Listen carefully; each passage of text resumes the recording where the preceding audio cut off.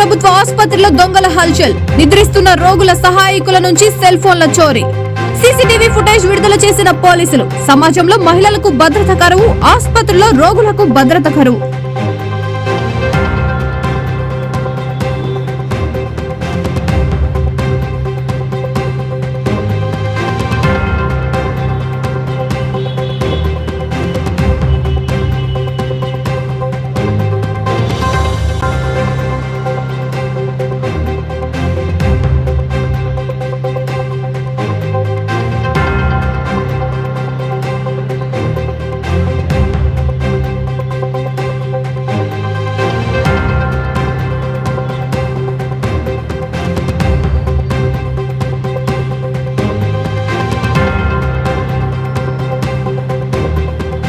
VVD news టీవీని తక్షణమే subscribe చేసుకోండి.